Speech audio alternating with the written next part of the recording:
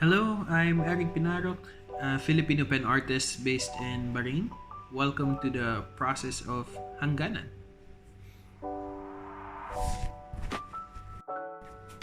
This is sketch number 8 of my journey in becoming a direct pen artist for architectural sketching.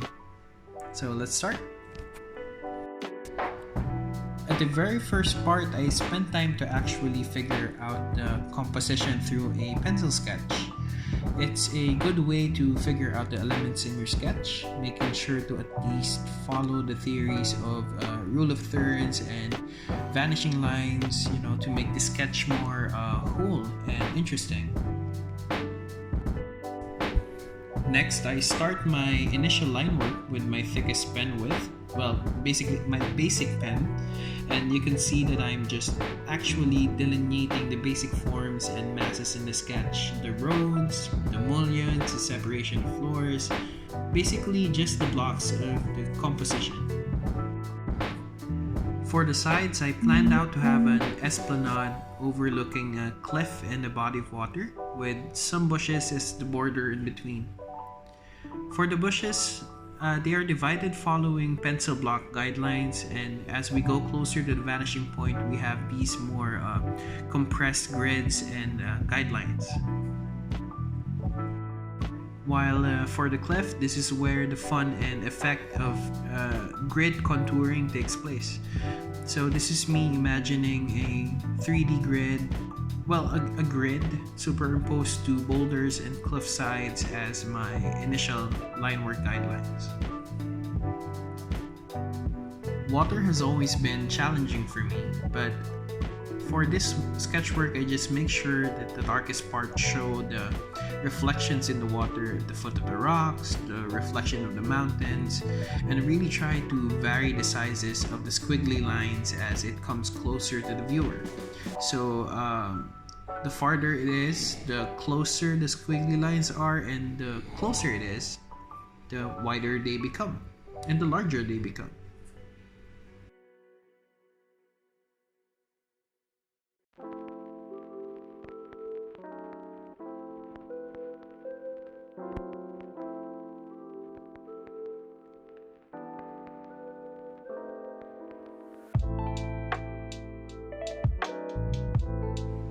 The initial composition of the sky really adds movement to the piece. It really helps to draw attention to your main focus, which in this case is the Twin Tower.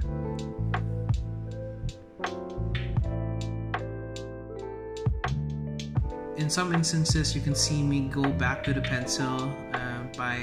This really helps in figuring out the shades and the shadows, which will be very helpful in cross-hatching later.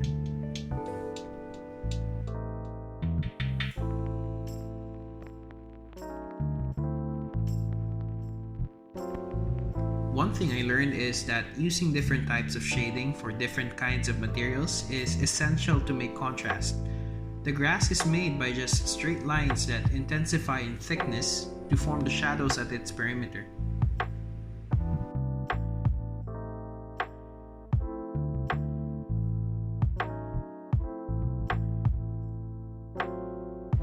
Next in development are the glass panels and mullions.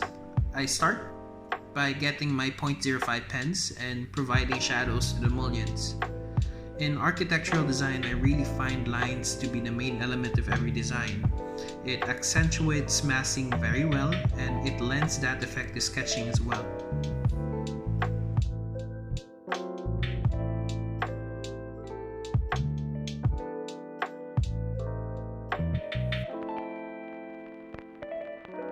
In rendering glass panels, I always go for diagonal lines. The separation of shadows and shade are determined by the distance between the lines, wider for lighter and compressed for darker.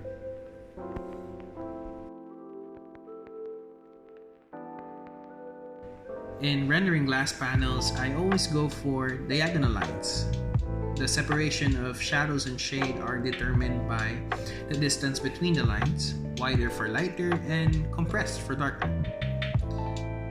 In shading this, I try to leave some spots of highlight to mimic light glares that we see on glass, and darker forms to mimic reflections of other buildings of glass.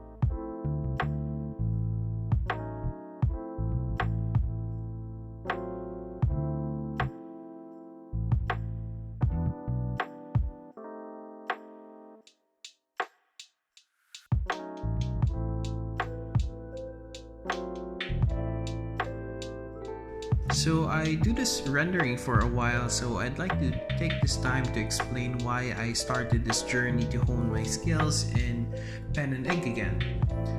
After 4 years of experience in a fast-paced firm, oftentimes sketching can be overlooked in the design process, especially that we are at the time of the convenience of computer-aided design. I did find that picking up a pen and exploring massing configurations and the harmony between vertical and horizontal elements in your design keep thoughts fluid and somewhat more tangible. And as a result, I think it results to a better overall design.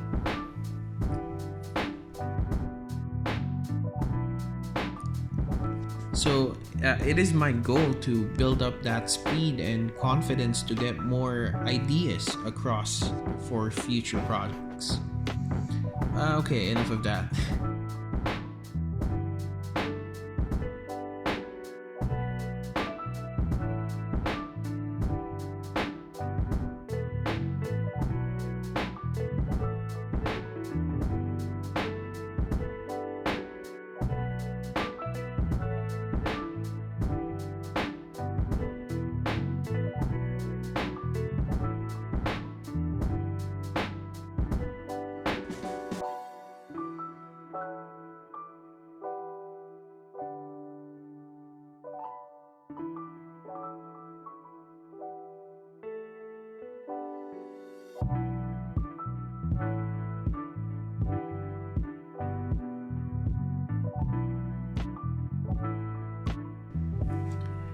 For the road, I tried this hatching technique by architect Kok Sanyel from Red Pen Group, where he layers chevrons as his hatching. I always hated rendering roads because oftentimes they're the darkest and most expansive part of the sketch. And if they are not rendered, the sketch always looks flat because it does not provide the contrast between sky and ground. So his technique really helped me to achieve more depth and character to them.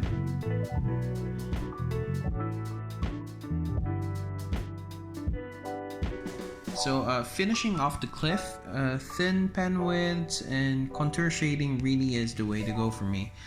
I always start with the dark parts and then run over through it again with some added contour shading, following the form of the initial line work before.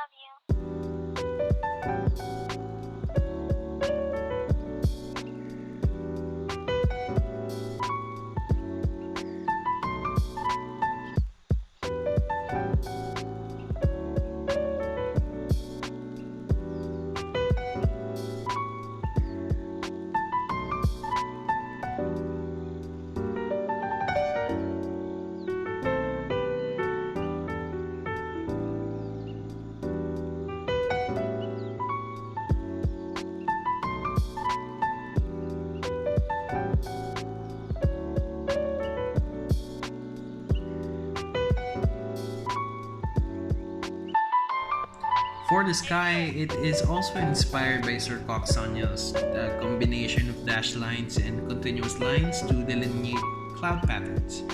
However, my intuition is to mix them with flowing long lines and surround them with dashed lines as a gradient. But do as you wish and see what works best for you.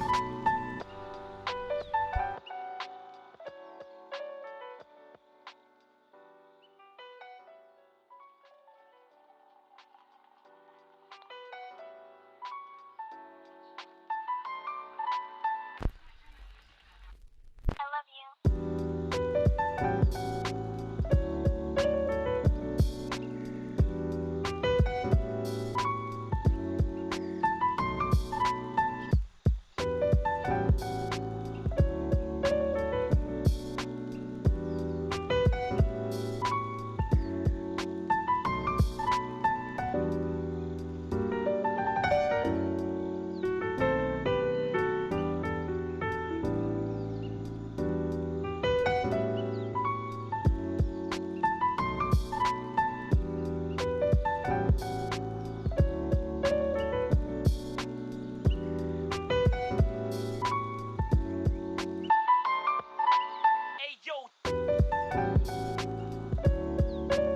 And there you go. I present to you Hangganan by yours truly.